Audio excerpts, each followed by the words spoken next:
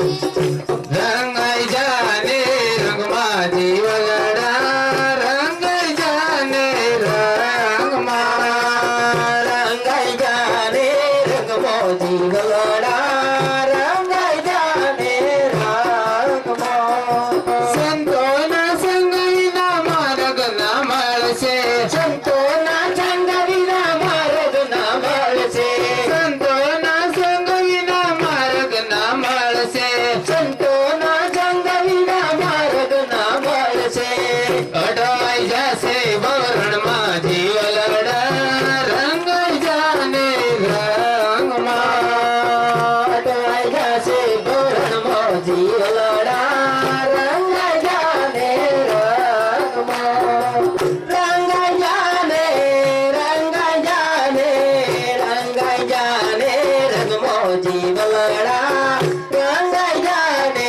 રંગમાં હે દત્તુ પુરા ગુરુના ચરણમાં હે દત્તુ પુરા ગુરુના ચરણમાં હે દત્તુ પુરા ગુરુના ચરણમાં હે દત્તુ પુરા ગુરુના ચરણમાં કઈએ પાર ઉતારો જીવલડા રંગાઈ જાને રંગમાં તાવ પ્યારે સાસંગજી અહીંયા સંતો મહાપુરુષો એ જ સમજાવે છે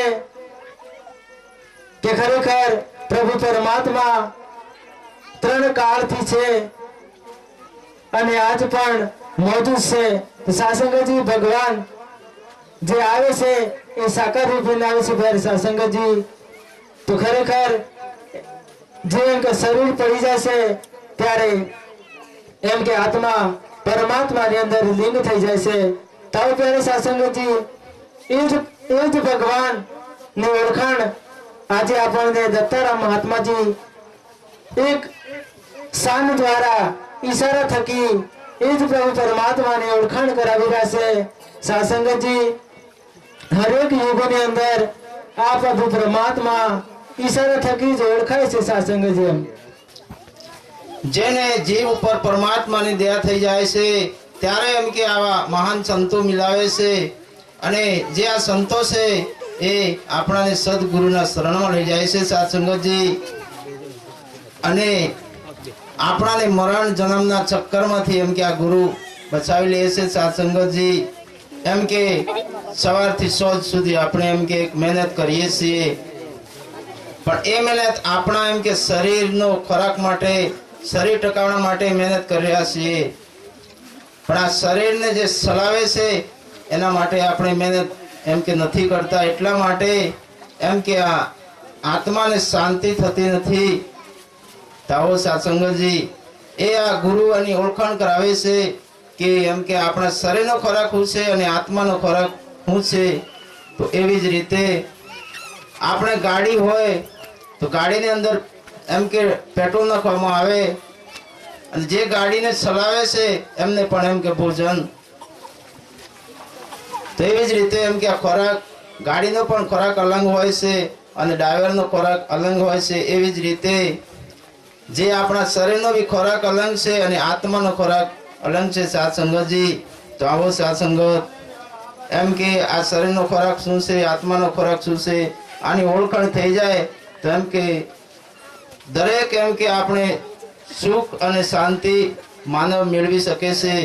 પ્રભુ તારી કળા છે અપાર તારો કોઈ પાર ના પામે પ્રભુ તારી કળા છે અપાર તારો કોઈ પાર ના પામે નાળિયેરમાં મીઠું પાણી કેવી રીતે ભરતો નાળિયેરમાં મીઠું પાણી કેવી રીતે ભરતા પાણી ભરતો ના દેખાય તારો કોઈ પાર ના પામે પાણી ભરતો ના દેખાય તારો કોઈ પાર ના પામે પ્રભુ તારી કળા છે અપાર તારો કોઈ પાર ના પામે પ્રભુ તારી કળા છે અપાર તારો કોઈ પાર ના પામે કહે દત્તુ અજબ ખેલ પ્રભુ તારો કહે દત્તુ અજબ ખેલ પ્રભુ તારા કોઈને કદી ના સમજાય તારો